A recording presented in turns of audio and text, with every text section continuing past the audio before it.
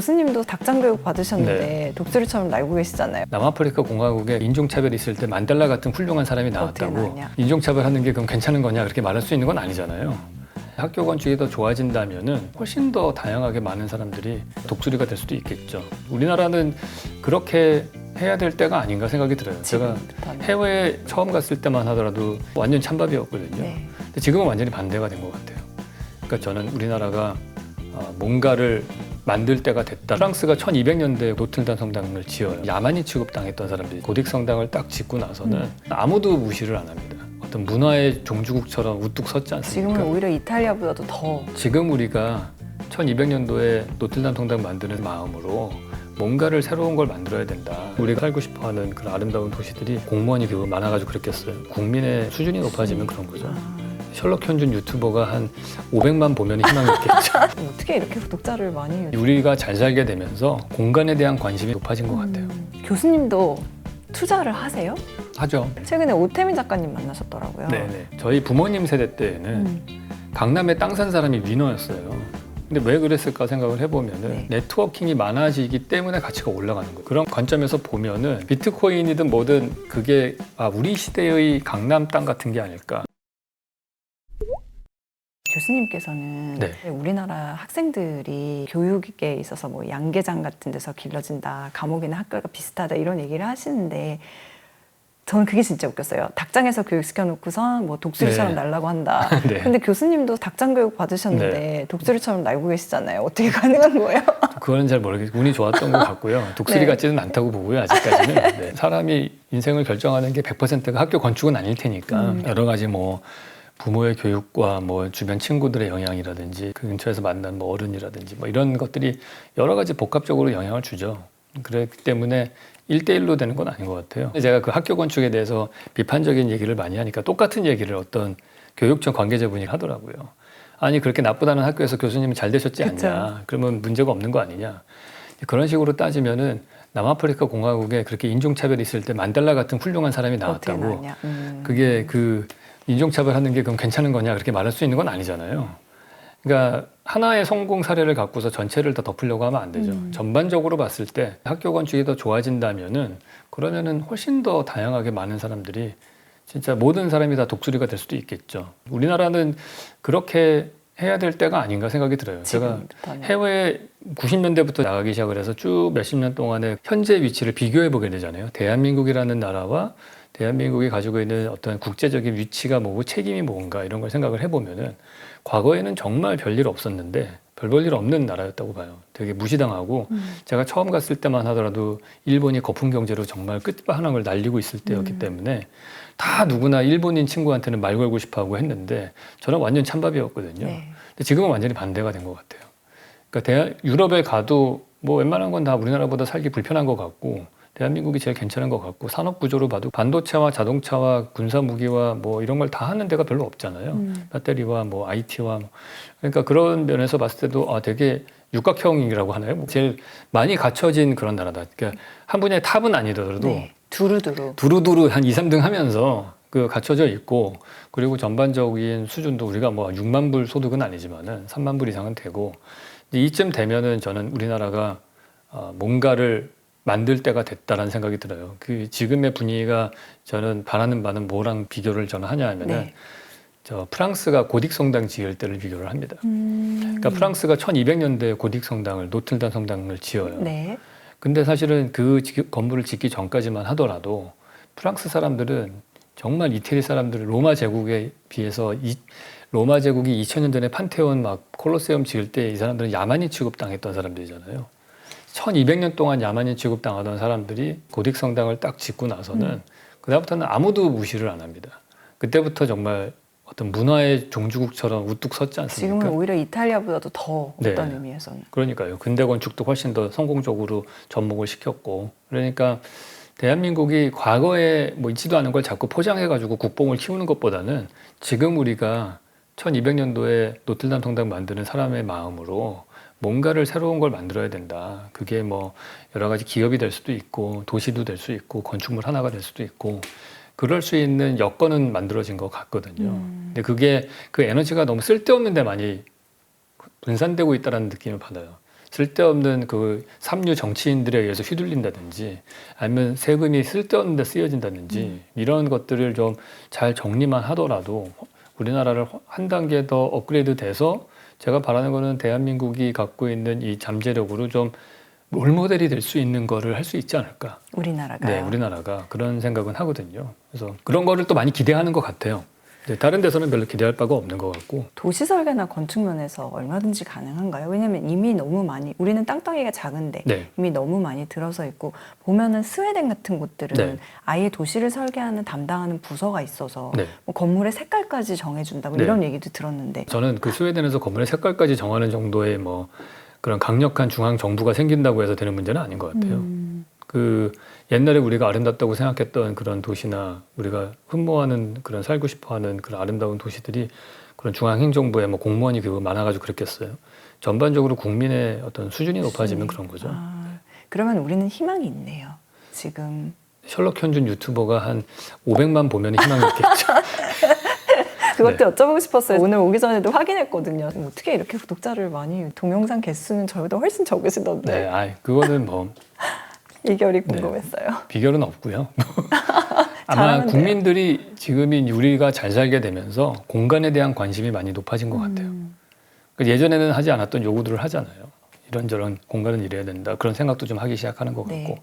그 타이밍에 제가 이제 그 유튜브를 이렇게 개설한 게 아닌가 그런 생각을 합니다.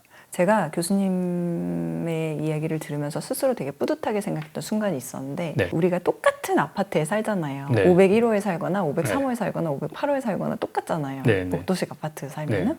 그런데 이제 외국 같은 데 가면은 집마다 다 구조가 다르잖아요. 네, 당연히 방도 다 다르고. 그래서 이런 아파트 똑같은 집에서 사는 애들이랑 네. 저렇게 집집마다 다른 집 구조에서 사는 애들은 얼마나 창의성에 나중에 차이가 네. 생길까 그런 생각했었는데 그게 교수님이 어딘가에서 그 얘기 해주셨더라고요. 네, 그거는 엄청난 차이가 있을 거라고 보고요. 저는 창의성의 문제보다도 더 심각하게 생각하는 게 사람들의 가치관을 결정하는데 우리가 다 똑같은 집에 살게 되면은 다른 집에 살 때는 우리 집에는 뭐 다락방이 예쁘고 우리 집은 마당이 예쁘고 뭐가 이렇게 각각 개성들이 있잖아요. 그렇죠. 근데 모든 집이 다 똑같이 생기게 되면은 문제가 하나 생기는 게 내 집의 가치 판단 기준이 정량적으로 바뀌어요. 평수. 몇 평이냐, 얼마짜리 집이냐, 그걸로 바뀌게 되는 거예요. 그래서 그게 알게 모르게 우리가 많은 사람들이 비슷한 집에 살게 되면은 사람들의 가치관이 정량화됩니다. 그래서 우리나라는 중산층이라고 하는 거의 기준도 30평대 아파트, 2000cc 이상 자동차, 뭐 연봉 3천만 원 이상, 뭐 해외여행 가고 이런 것들이잖아요. 그러니까 정량화돼서 뭐든지 평가하려고 해요. 심지어는 몸무게도 정량화해서 뭐 키는 남자는 180이 넘어야 되고 뭐 여자는 체중은 얼마 이상 이런 것들이 다 정량화된 가치로 돼 있다는 게 문제인 거죠. 그래서 정성적 가치를 가지려면은 다양성이 늘어나야 되거든요. 네. 그게 학교 건축이 됐건 아니면 주거의 형태가 되었건 그래서 나만의 가치를 가질 수 있게끔 그걸 유도하는 쪽으로 가야 됩니다. 이 얘기도 맞나요? 우리나라가 이렇게 경쟁이 치열한 게 너무 다 따닥따닥 붙어 살아서 네. 옆집들이 다 보이고 외국은 그게 좀 이렇게 다 이렇게 좀 분류가 돼 있고 그래서 네.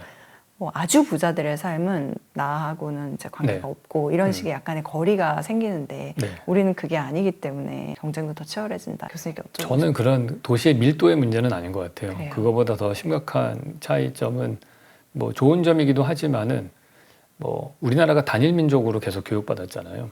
그리고 단일 민족이고 섞여 있지 않고 다양성이 별로 없어요. 근데 급격하게 조선시대 때 신분 사회로 오다가 갑작스럽게 근대화가 되면서 이제 평등한 사회로 돌아왔단 말이에요. 근데 다 비슷하게 생겼어요. 그러니까 이게 개성을 찾기가 어려워. 외모상에서도 다 비슷비슷하고 그러니까 결국에는 그런 성적과 돈으로만 정량화된 지표로만 차별화 줄 수밖에 없는 이제 그러기에 더 우리가 작은 나라이기 때문에 더 심한 게 아닌가. 애초에 다양성이 별로 없다라는 것 자체가 그게 사람들의 경쟁을 더 심하게 만드는 것 같고 사실은 그거 덕분에 우리가 빠르게 경제 성장을 한 이유도 있죠. 다른 데보다 훨씬 컴페티티브한 그런 분위기가 그래서 그게 이제 한계점에 다다른 것 같아요.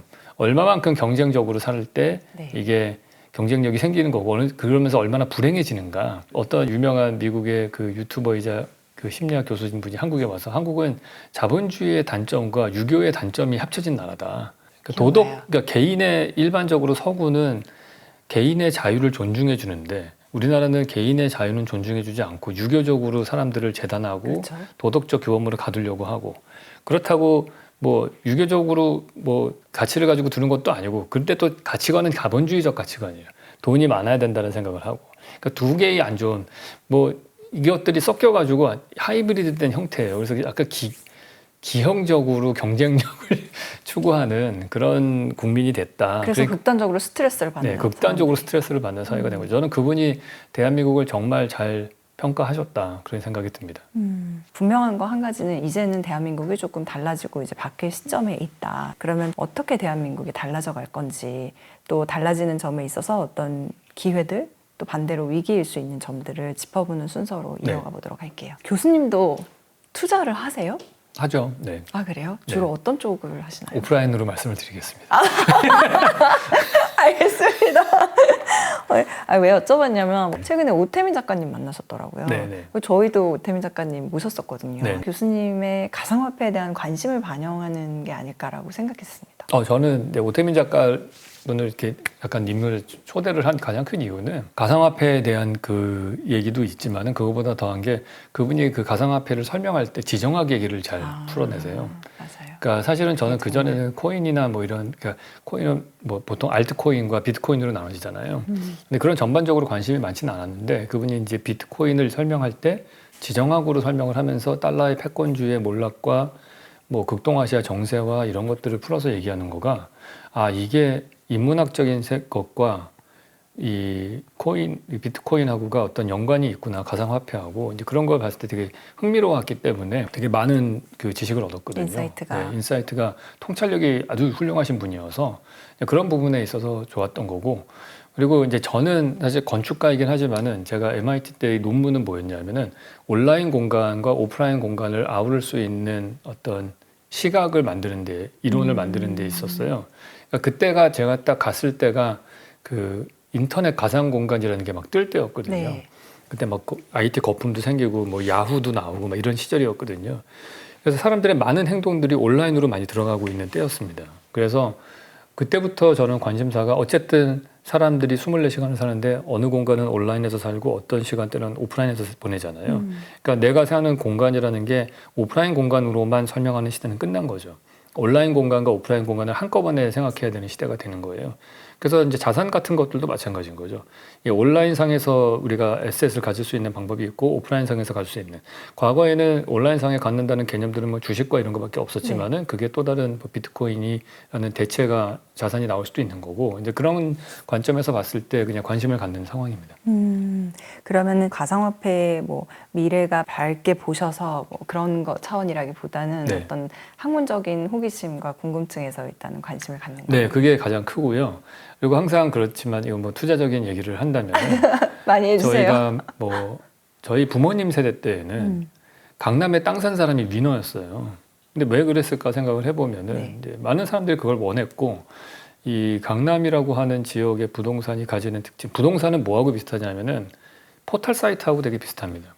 구글이나 네이버 같은 포털 사이트가 힘을 가지는 이유는 그걸 통해서 모든 사이트가 연결돼 있기 때문에 그래요. 거기가 모든 것들의 연결망의 중심부잖아요. 네. 그렇기 때문에 그곳에 사람들이 계속 찾아가게 되는 거고 그럴수록 훨씬 가치가 올라가죠. 그 사이트의 가치가. 근데 강남은 보시면은 그냥 강남 땅이 아니고 제가 처음에 강남으로 갔을 때는 그냥 정말 첫 번째 인상은 뭐였냐면 야구할 때가 되게 많은 동네다. 예전에 강북에서 저는 구이동에 살았었거든요. 네. 어린이회관 옆에. 골목길에서 야구하고 축구했단 말이에요. 스케이트장 있는 동네. 뭐, 어린이회관 스케이트. 어린이회관. 예. 그래서 그 막 좁은 그 골목길에서 다 했는데 왔더니 빈 땅이 너무 많아서 야구를 할 수 있는 거예요. 그러니까 공간에 의해서 이제 애들이 노는 것도 바뀌는 거죠. 근데 그러다가 그 흙바닥 땅이 그때는 아스팔트만 깔려 있어서 아스팔트 흙이 다 넘어오고 그랬거든요. 비 오면은. 네. 근데 그런 곳이 점점 건물이 지어지고 큰 변화가 3호선 지하철이 들어서고 백화점이 들어서고 여러 가지 시설들이 들어가면서 그 땅의 가치는 결국에는 그런 연결고리 네트워킹이 많아지기 때문에 가치가 올라가는 거예요. 올림픽대로가 만들어지고 올림픽대로가 88년도에 만들어졌더니 이제는 어디든지 다 갈 수 있는 일종의 포털 사이트 같이 된 거죠. 네. 그 지역이. 이제 그렇게 되면서 부동산 가치는 저게 왜 그 가격이야를 보시면 안 되고 그 부동산이 갖고 있는 연결망들이 어디랑 연결되는가. 좋은 학교가 생겨나면 또 좋은 가치를 가지게 되겠죠. 이런 것들에 의해 좋은 병원도 있으면 더 좋은 거고 그런 거랑 관점에서 보면은 뭐 뭔가 이 제가 너무 비트코인 옹호론자는 아니라서 그 비트코인이든 뭐든 그게 우리 시대의 강남 땅 같은 게 아닐까. 그러니까 저는 70년대는 제가 어렸으니까 아무 생각이 없었고 네. 90년대 IT 버블이 생기고 인터넷 세대가 열렸을 때 제가 돈이 많았다면은 애플이든 뭐 구글이든 사놨으면 큰 돈을 벌었겠죠. 그렇죠. 근데 그걸 못했죠. 학생이었으니까. 그러니까 눈 뜨고서 기회가 아니다 놓친 거예요. 돈이 없었으니까. 돈이 없었으니까. 왜냐면 제가 다니는 학교 옆에 디파트먼트에서 일하는 친구들이 공부하는 그 석박사 애들이 막 다 벤처 기업에 투자하고 막 그랬거든요. 거기 연구 프로젝트를 같이 하고. MIT 예. 막 이런 수제들이. 그러니까 걔네들은 다 그 기업하고 같이 콜라보로 해서 이 주식이 오를 거다, 이 기업이 뜰 거다는 다 알았단 말이에요. 근데 뭐 돈이 없어서 그래서 제가 급전을 요구를 해서 이게 돈을 요청을 한 적이 있어요, 집에다가. 아, 진짜요? 그래서 그 정도로? 여기다가 투자하면 좋을 것 같다. 근데 그때는 이트레이드라는 게 없었거든요. 그래서 그때 이제 그 브로커를 통해서 해야 되는데 이 사람들이 뭐 얼마였더라? 한 2천만 원 정도 되는 돈이 있는 게 최소 투자 금액이래요. 그래서 그 2천만 원을 구해다가 갖고 갔더니 너무 화랑이어서 3천만 원이 미니멈으로 바뀌었대요.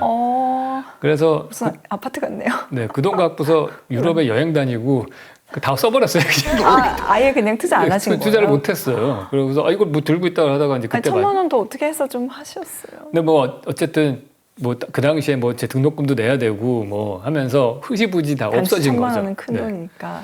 그래서 그걸로 이제 다 썼는데 지금 생각해 보면은 잘했다는 생각이 듭니다. 물론 그걸로 투자했으면 큰 돈을 벌었겠지만은 그걸 여행 경비를 좀 빼서 썼기 때문에 지금 제가 건축하는데 훨씬 더 그걸로 더 많은 돈을 버니까. 그러니까 더 교육에 투자하는 게 사실은 제일 좋은 것 같기는 해요. 근데 이제 그게 이제 90년대 우리의 투자 기회를 제가 한번 놓친 거잖아요. 그 우리 시대의 강남 땅과 인터넷 같은 건 뭘까 생각해 봤을 때 그냥 뭐 저것도 하나의 가능성이 있겠구나. 그 정도로 생각을 하는 거죠. 네. 교수님이 놓친 투자의 기회. 네. 그렇지만 또 그거는 놓친 것만은 아니었네요. 교수님께는. 네. 저한테는 저한테 투자를 한 거죠. 그래서 저는 워렌 버핏이 한 얘기가 제일 마음에 와닿았어요. 어떤 꼬마 소녀가 그 워렌 버핏한테 물어보더라고요. 당신이 정말 주식을 많이 하는데 딱 하나만 찍어달라. 그러면 제가 거기에 투자를 하겠다. 했더니 그분 대답이 딱 하나만 투자를 하려면 너 자신에게 투자를 해라. 너가 정말 좋아하는 일을 하고 그 일이 최고가 되면은 그걸로 돈을 벌 수 있다. 괜히 다른 사람 잘 되는 기업에 묻어가려고 하지 말라는 뜻인 거죠. 그래서 저도 그게 젊은 친구들한테는 제일 맞는 말인 것 같아요. 내 시간과 돈이 없다면 시간이라도 내 스스로 나를 위해서 투자를 하는 거가 그게 나중에 1000배, 10,000배 그 정도의 가치를 가질 거라고 저는 생각을 합니다. 출산율이 적어진다는 거는 이제 긍정적인 부분을 바라본다면은 사람들이 다 각기 다른 라이프 스타일을 가지기 쉬워지는 시대가 온 거라고 생각을 해요. 인구 감소와 공간의 혁명이 없는 것 이런 것들을 한 방에 해결할 수 있는 방법은 있다고 봐요. 그래요? 네. 있어요? 우리가 대한민국 사회를 한번 쭉 보면은 2번의 큰 혁명이 있었습니다. 네. 아파트를 짓기 시작해서 계층 간 이동 사다리가 생긴 거예요. 그게 첫 번째 공간의 혁명입니다. 그러니까 정주영 씨가 이북에서 내려와서 땅 문서 없어도 큰 부자가 됐잖아요. 70년대 한 번 있었고 90년대 한 번 더 있었어요. 대한민국은 지난 30년 동안의 혁명이 하나도 없어요. 공간 혁명이 지방 같은 데도 있겠지만은 좀 개방이 되면은 또 다른 공간의 혁명과 같은 변화를 줄 수 있는 요소가 될 수 있을 거라고 봐요. 영동대로가 이어지는. 예.